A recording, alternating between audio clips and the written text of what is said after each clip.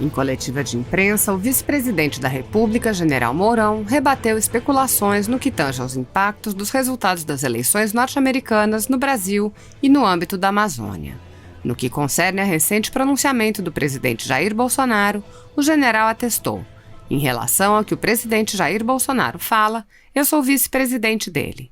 Não me compete ficar comentando se isso facilita ou prejudica. Quanto a coisas dessa natureza, nós conversamos particularmente.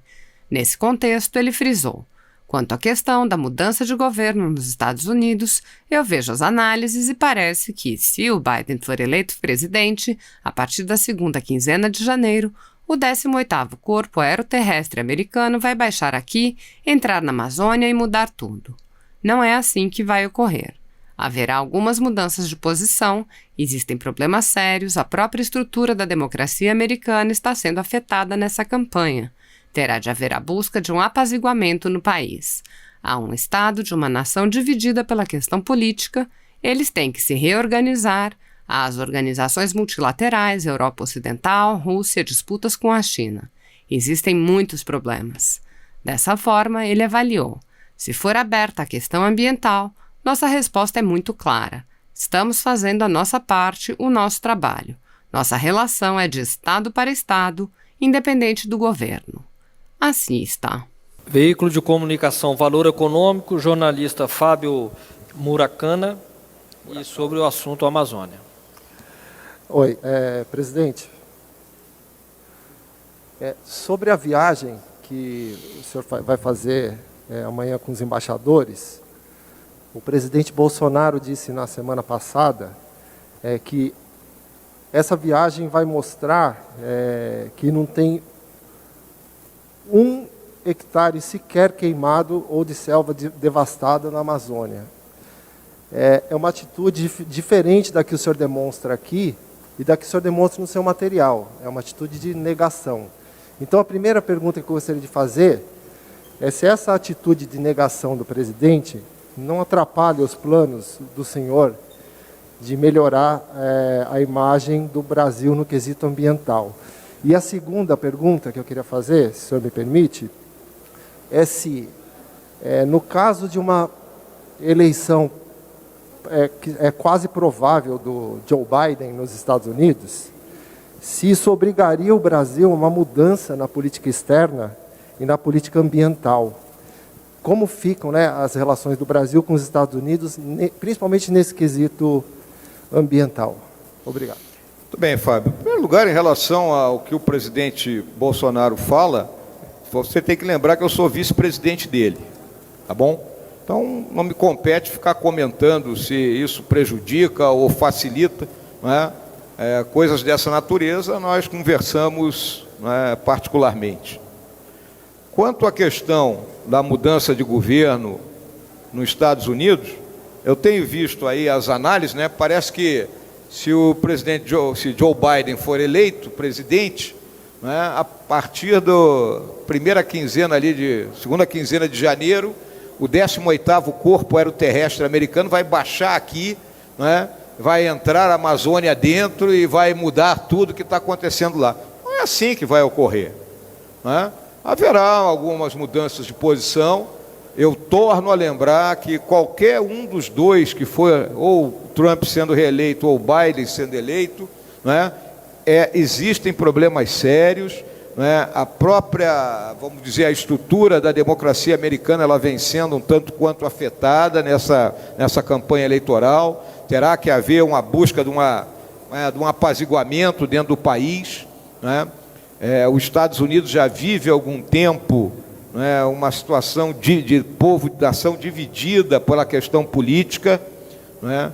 Alguns livros já escritos a respeito disso. Então, eles têm que se reorganizar, eles têm a questão em relação às organizações multilaterais, como é que vai ser o comportamento, em relação à Europa Ocidental, em relação à Rússia, as disputas comerciais e tecnológicas com a China. Então, existem muitos problemas, tá? E a questão, se for aberta, vamos dizer assim, a questão ambiental, a nossa resposta é muito clara. Nós estamos, né, fazendo a nossa parte, estamos fazendo o nosso trabalho, né? Eu tenho a maior tranquilidade em relação a isso aí. E lembro sempre que a nossa relação é de Estado para Estado, né? Independente do governo, havendo simpatias ou não. Veículo de comunicação SBT, jornalista Natália Freut, assunto Amazônia. Oi, vice-presidente, boa tarde. No material que a gente recebeu da assessoria da vice-presidência, presidente, vocês falam em informar a sociedade brasileira sobre a realidade amazônica e os resultados obtidos em nossos esforços. Como informar corretamente a população? Se está muito claro que tem dois discursos dentro do governo, um da ala militar, que está trabalhando nas operações, e o outro de integrantes da pasta do meio ambiente. E uma outra pergunta, se o senhor confirma que o ministro Araújo não vai mais na viagem para ficar com o presidente Bolsonaro e acompanhar o resultado das eleições norte-americanas. Bom, a questão de informar a sociedade brasileira é muito simples, porque a imensa maioria da sociedade brasileira desconhece a Amazônia. Ela não sabe que quase 60% do nosso território é pouquíssimo integrado. O normal de nós que vivemos aqui do Centro-Sul é achar que uma pessoa na Amazônia, ela entra dentro de um carro e viaja para a cidade mais próxima da forma mais comum como nós fazemos aqui. Isso não ocorre lá. O tempo da Amazônia ele é medido por dias, semanas, que são os tempos de viagem ao longo dos rios. A imensidão de um território de selva, com praticamente 11 mil quilômetros de fronteira, fronteiras difíceis, onde a presença maior do Estado é a presença das Forças Armadas, uma divisão territorial, uma divisão espacial que nós herdamos, complicada, porque imagine os governadores do Amazonas e do Pará controlarem aquela amplitude. Só o Pará é 3 vezes o tamanho da Amazônia, da Alemanha. O município de Altamira, no Pará, é maior que Portugal. Como é que esse prefeito controla o seu município? Sendo que não tem estrada para ele se deslocar de um ponto a outro. Ele precisa ter um avião, um helicóptero, seja lá o que for, ou barco. Então é isso que a gente quer que a sociedade brasileira compreenda das dificuldades da Amazônia. É essa informação. É isso que falta das pessoas compreenderem a ausência de integração, algumas vezes até integração energética. Né? Tem que viver lá numa cidade daquelas, né, daqueles pontos mais distantes da Amazônia. Não é lá passar uma semana, passar uns 2 anos lá, para conviver com aquilo e entender a realidade. E em relação ao ministro Ernesto, né, o presidente da República solicitou que ele permanecesse aqui. Tá bem? Veículo de comunicação TV Brasil, jornalista Márcia Fernandes. Lei e ordem continuar até abril de 2021. Por que manter dessa forma? Isso vai prevenir desmatamento para o ano de 2021? Já é um trabalho prévio? Também é para evitar essas queimadas em 2021, é isso? Não, a nossa visão clara é que as operações de comando e controle, elas têm que prosseguir intensificadas até o final desse mandato do presidente Bolsonaro. O recurso que nós temos disponível hoje para as Forças Armadas permite que elas operem até final de abril do ano que vem, quando nós pretendemos, o que pode não ocorrer, aí vamos ver o contrato de objetivos, que as agências de fiscalização tenham pernas para agir apenas por elas próprias. Caso contrário, nós teremos que estender, não é, a participação das Forças Armadas. Veículo de comunicação, Canal Rural, jornalista Paola, Amazônia e a viagem dos embaixadores. Boa tarde, vice-presidente.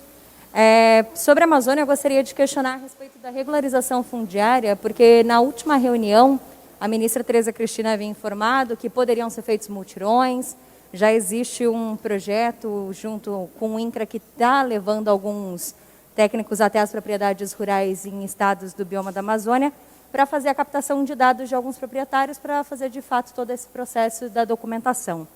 Então, eu gostaria de saber como que está o andamento disso. Será que vai ser possível bater aquela meta que o senhor já havia dito de 300 mil propriedades regularizadas até o próximo ano?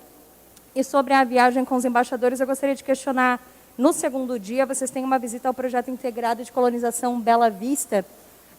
Essa é a única marcação sobre o conhecimento das propriedades rurais no bioma da Amazônia, ou vocês também vão colocar esses embaixadores em contato com outros proprietários que têm propriedades com módulos maiores, que produzem monoculturas e outros produtos de exportação, por exemplo, que é o que é tão criticado, né, sobre a agricultura que estaria desmatando a Amazônia?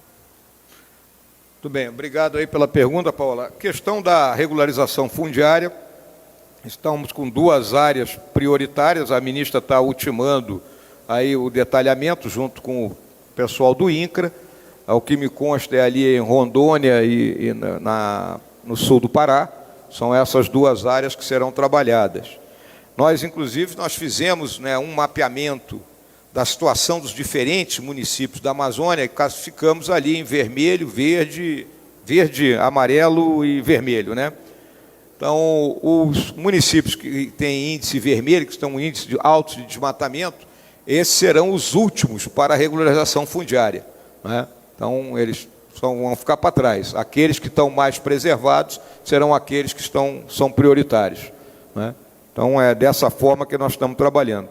E em relação ao que nós vamos mostrar ali, que é na região de Iranduba, né, que fica aí em torno dos 60 quilômetros de Manaus, ali, cruzando a ponte sobre o Rio Negro, né, é um assentamento do INCRA, para que eles entendam, porque aquilo foi replicado em várias áreas aí da Amazônia, e nós temos um número de mais de 450, 460 mil pequenas propriedades rurais, e nós queremos mostrar qual é o modelo de assentamento que foi utilizado.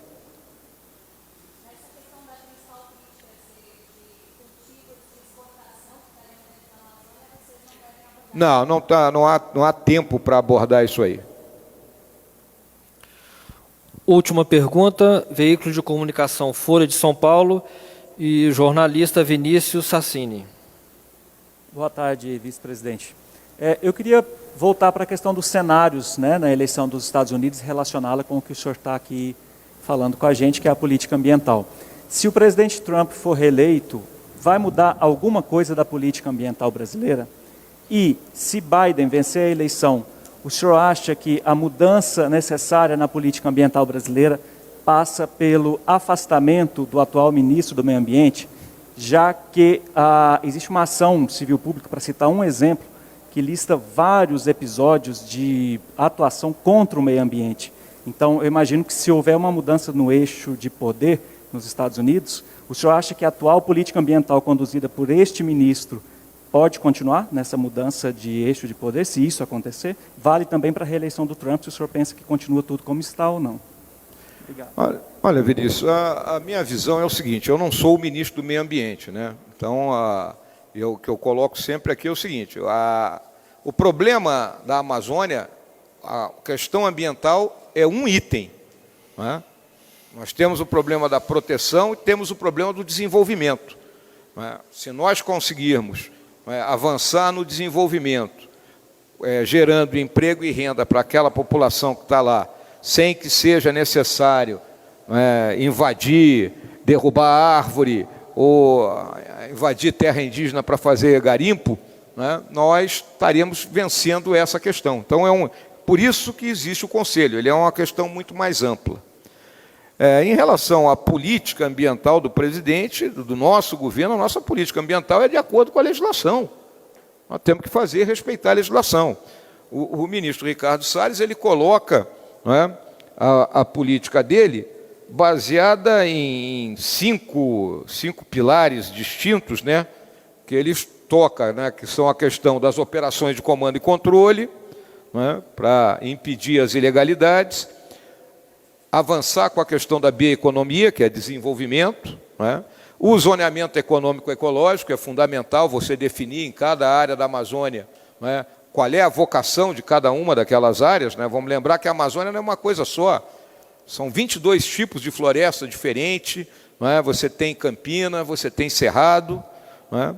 O pagamento pelos serviços ambientais, que é uma grande discussão, que são os itens 6.2 e 6.4 do Acordo de Paris, e a regularização fundiária. Esse quinteto que a gente tem que atuar. Essa é a política ambiental geral. E você olha que muitos desses assuntos, né, como o zoneamento econômico e ecológico, zoneamento econômico até ok, mas a questão do desenvolvimento em cima da bioeconomia, né, sai fora do eixo puro e simples, né, da questão ambiental, assim como a regularização fundiária. Por isso que é um conjunto de ações, né? Então, a política é essa. Em relação, não é, a se é Biden, se é Trump, não é, nós temos que fazer o certo, não é? Porque esse é o nosso dever, como governo do Brasil, fazer com que a lei seja obedecida. Senão, pô, vira o quê? Vira uma bagunça, né?